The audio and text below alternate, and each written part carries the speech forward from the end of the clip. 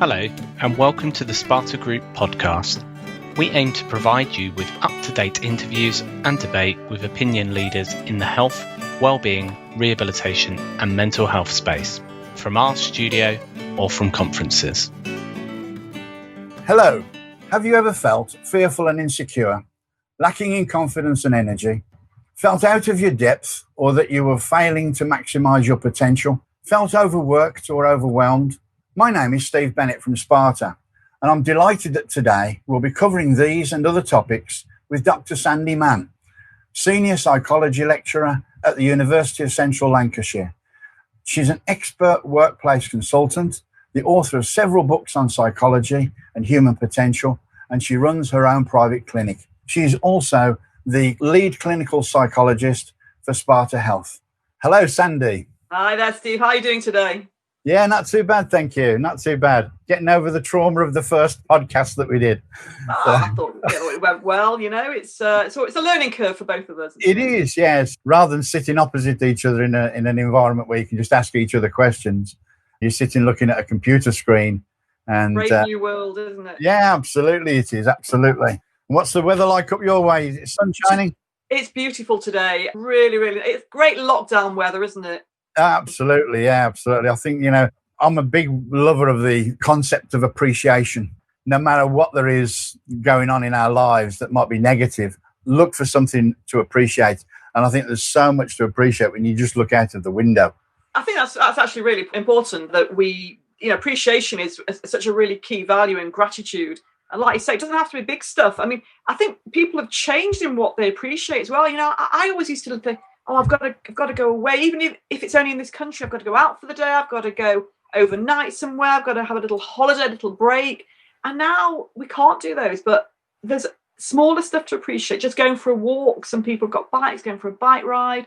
Even in the rain, people are doing it in the rain and enjoying it. So the pattern of the rain and the sun shining through the rain, all sorts of things people are appreciating. So, yeah, it's probably a really good time to appreciate the small stuff. Well, we won't steal our thunder on the subject of appreciation because that's a later subject for us discussing. I can't wait, Steve. I can't wait to hear your thoughts on it as well. I love the appreciation. So today what we've got on the agenda is feelings and emotions and beliefs and values. A lot of the subjects that we talk about, they do cross over because they cross over with things like thoughts and things like that. And obviously you'll explain the psychological element of it. But one thing that I wanted to throw out in as a conversation point, something that I've learned, and I don't know whether this is something that's got any basis in academia or in psychology, but I've learned that whatever we do in life and whatever actions we take, whatever decisions we make, usually have their basis in one of two emotions, and those two emotions have a bearing on what's happening in society at the moment. And those two emotions are love and fear. We do something either out of love, and when I mean love, I don't necessarily mean romantic love. I mean affection or compassion for our fellow man, or we do something out of fear. And the two things, when I've looked into it, they seem to attract their own parts to them. When you do something out of love, it attracts positivity and gives out positivity, and it gives out helpfulness and compassion. When you do something out of fear and also selfless behavior. On the fear side, when you behave in a fearful way, it's as if you become a little bit selfish, self-centered, focusing on your own concerns and less compassionate towards other people. Now, once again, same question that I asked in the previous podcast. My interest is in knowing, is there any basis of that conversation or that topic in the professional world of psychology? I love talking to you, Steve, because, you come up with these things that you've developed and that your thoughts, and, you're a very thoughtful person, and they spark something in me. And I immediately think, yeah, there is something about that in psychology, so it's really nice to hear it from you. So when you said that, and we've not rehearsed this, have we? We're not practiced. I have no idea what's going to come out of your mouth. And sometimes I'm like, I hope I've got something intelligent to say about that. And usually I do, because actually what you're saying is your way of coming to the topics that, psychologists have created all these theories on, really. And you're just coming at it from a natural, creative and thoughtful point of view. So when you said those, the first thing that came to mind was, what Steve's talking about is approach avoidance. And I think really that's what it is. So what we would call the approach avoidance sort of dichotomy, you've called love and fear. And I think it's all part of the same thing, in that we either want to approach something or we want to avoid something. That's your love and that's your fear. And those are two strong motivators, strong drivers. In terms of emotions, I think that psychologists would recognize that there's probably a lot more what we'd call universal emotions than just love and fear.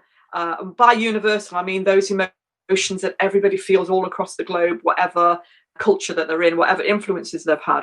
So there's anger and there's disappointment, there's shame, surprise, disgust is a really universal emotion. And these are emotions, incidentally, that you don't have to learn. They're kind of innate. We're born with this ability because they have survival mechanisms, survival instincts.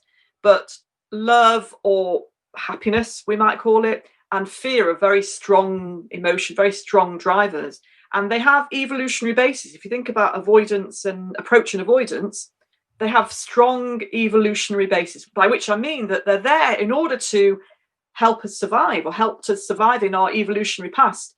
We have to approach stuff because there's resources to be gained from approaching stuff. So, and actually, I work with a lot of clients in my private clinic who are very much stuck in the avoidance pattern.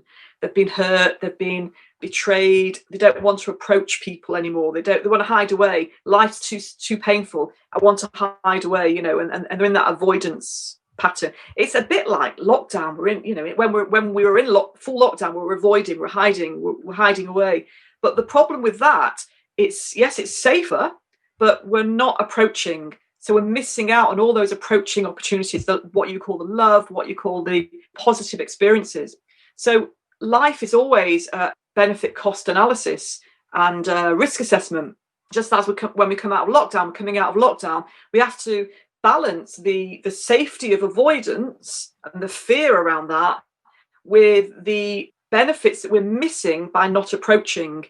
And it's the same with people with phobias and social anxieties, people who've been hurt, people who've been betrayed. I don't want to trust people anymore. I don't want to speak to people. I'm not going to get involved in a romantic relationship because I've been hurt in the past. And that's fine. It's nice and safe. But what are you avoiding? You're avoiding all the approach, and that's living, really. So it's always that balance. And life really is a constant balance between approach avoidance, love, fear, risk assessment. So you've kind of hit the nail on the head, really, there, Steve, as usual.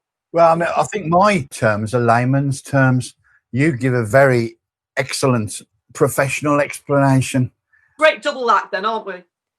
Well, yeah. Well, it's mine. I suppose I've read hundreds of books in my time trying to learn about human potential, because it affects me and it affects the people that work for me and it affects people that work around me. But the big thing that I find is that there is what you read in books, and then there's your interpretation of it. And my interpretation is always the layman's terms. And I always question, have I interpreted it correctly? And that's the purposes of some of these podcasts that we're having. What you're doing, Steve, is you're fitting stuff that you read into your own personal schema. Yes. Putting it in psychology terms again. And that's actually a really good way to do it, because everything that we learn, we have to be able to relate to ourselves. We have to fit into our own schemas and understanding.